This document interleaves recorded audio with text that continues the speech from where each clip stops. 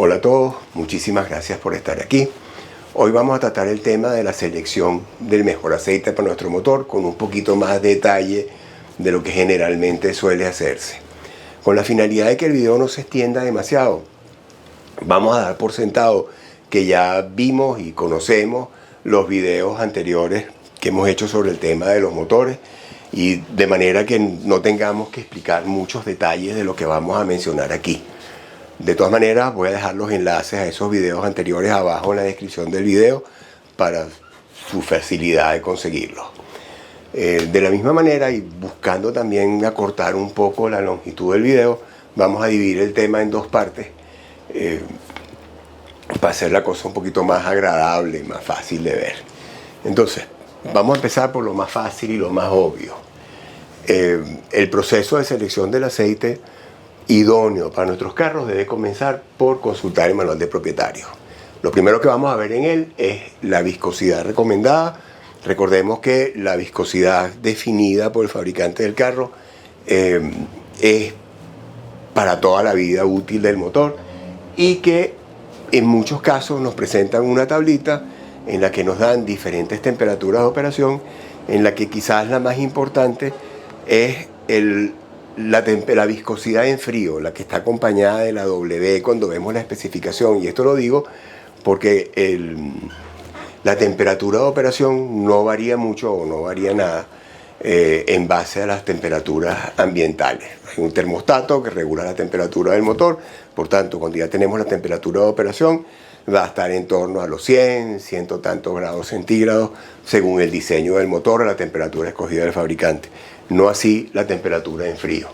Entonces, yendo a esa tablita, tomando en cuenta ese detalle, sobre todo la temperatura en el momento del arranque, podemos escoger la viscosidad idónea, tal como el fabricante dice. Lo otro que vamos a escoger es fijarnos muy bien la especificación de calidad que indica el fabricante, bien sea API, ASEA o ILSAC.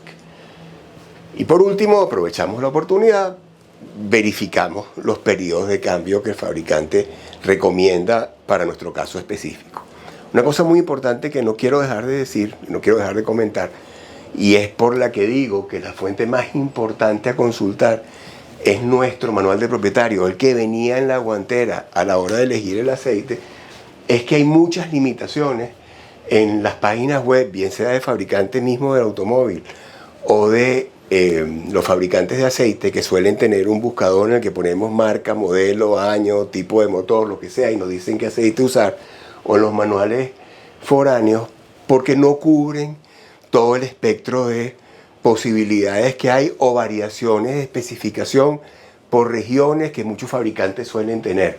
Igualmente tenemos el tema de la evolución de los motores, sobre todo por cuestiones ambientales. Un motor que ha tenido mucho tiempo en el mercado no necesariamente va a tener la misma recomendación de fabricante desde que nació hace muchos años al día de hoy. Tanto la tecnología como las exigencias regulatorias han cambiado, por tanto es muy probable que un mismo motor hace 20 años tenga una recomendación de viscosidad muy diferente a la que tenga una versión mucho más moderna. Quería ilustrar esto con un ejemplo real de un motor muy popular en Venezuela, y lo puse aquí en esta tablita. Tenemos el mismo motor, más o menos del mismo año, especificación para el mercado norteamericano. Todo esto es información directa del fabricante, especificación del mercado norteamericano y especificación para el mercado general, es decir, lo que este fabricante llama el resto del mundo. Vemos que en cuanto a viscosidad, para el mercado norteamericano solamente recomiendan 0W20.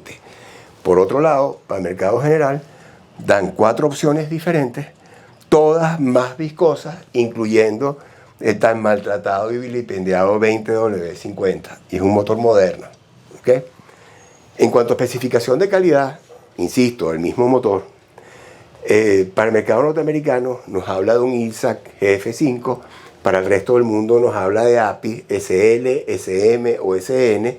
Recuerden que tenemos un video donde hablamos de las diferentes especificaciones o normas de calidad y de las equivalencias entre ellos.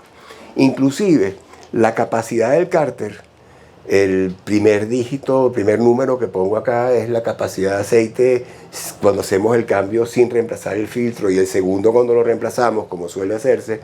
Véase que para el mercado norteamericano la cantidad de aceite que usa el motor es más grande, significativamente más grande que para el mercado general. Entonces, de repente, por diferencia de especificaciones, confirmamos, por poner un ejemplo, los datos que corresponden a ese motor para el mercado norteamericano, y como vemos la especificación es totalmente diferente a la que deberíamos usar en nuestro vehículo, que sí es de mercado general, y mucho más si por condiciones de uso requerimos una viscosidad más alta. Ya vamos a llegar ahí. Lo segundo, si hay opción, escogemos si vamos a usar aceite mineral o sintético. ¿Por qué digo si hay opción? Porque hay motores modernos que exigen única y exclusivamente el uso de sintético. Pero en el caso de que haya la opción, nos toca a nosotros, con lo que ya hemos aprendido, con lo que sabemos, definir, ¿vamos a usar mineral o vamos a usar sintético? En cuanto a los semisintéticos, ya discutimos cómo el tema o el término está muy influenciado por el tema de mercadeo, y que no hay unas especificaciones estrictas bien definidas de qué constituye un semisintético. No tengo manera de saber qué porcentaje de PAO tiene un aceite que el fabricante llama semisintético, o si lo llama semisintético simplemente porque le agregó un chorro de un aceite que ellos consideran que es sintético, una base 3 hidrocaqueada. Entonces, en lo personal, yo no usaría semisintético y limitaría la selección a estos dos, por el tema de claridad, de saber exactamente qué le estoy poniendo a mi motor. Ahora, ¿qué pasa si con lo que hemos aprendido por X circunstancias queremos ir más allá? Porque hasta ahora, solamente con esto que hemos hecho hasta aquí, ya podemos estar seguros de que hemos hecho una buena selección y que vamos a usar un buen aceite, un aceite adecuado para nuestro carro. Ahora, si pensamos que, o queremos ir más allá, porque pensamos que hay condiciones especiales que debemos considerar, o lo que sea, vamos a ver qué podíamos tomar en cuenta.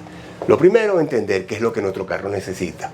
Sabemos que hay condiciones especialmente severas o complicadas de uso, en especial las competencias, ya vuelvo con eso, o particularidades de temperatura, ambientales o geográficas, que quizás nos hagan pensar que nos conviene modificar un poco lo que el fabricante nos recomienda, especialmente en el uso de competencia. Un carro que está metido en una carrera, en un autódromo, girando a alta velocidad, acelerando a fondo, etcétera, etcétera, está sometido a una condición de uso que es muy severa y que nos haría pensar que tenemos que desviarnos de lo que el manual de propietario recomienda. Un ejemplo que me gusta de eso es BMW en la primera década de este siglo, más o menos de 2002, 2003 hasta 2011, 2012, por ahí, en motores que usaba en la serie M, motores S, de la serie S de ellos, recomendaba un aceite 10W60, que muchos de repente pegarían el grito en el cielo pensando que la viscosidad es altísima y no sé qué, pero BMW obviamente, siendo de la clase M de estos vehículos, pensaba que seguramente se van a usar en condiciones más severas, el conductor le va a exigir más, no sé qué, y el diseño consideraba el uso de un aceite tan viscoso como un 10W60 cuando estaba caliente. 4. Olvidarse de los monogrados. Yo sé que esto es un tema que quizás ni siquiera debería mencionar. Lo de los monogrados es tan obsoleto y tan absurdo, pero es que inclusive recientemente he visto en redes influencers o expertos autoproclamados que recomiendan el uso específicamente del SAE 50, perdón. Olvídense de eso, ¿okay? Ignórenlo, ya con todo lo que sabemos, aceite monogrado para nuestros carros normales de pasajeros y tal, es como si no existiera, no hay ninguna aplicación, y pienso que es mejor ni siquiera mencionar más el asunto. Lo que sí podríamos considerar es el uso de aceites de alto kilometraje. Me explico. Aceites de alto kilometraje no en el sentido de aceites como ya tiene Móvil y otras marcas, que se supone o están pensados para permanecer largo tiempo y extender los periodos de cambio. No, los aceites de los que estoy hablando me refiero a aceites diseñados para carros que ya tienen un largo recorrido. Generalmente se considera, son carros que tienen 75.000 millas, o sea, 120.000 kilómetros o más.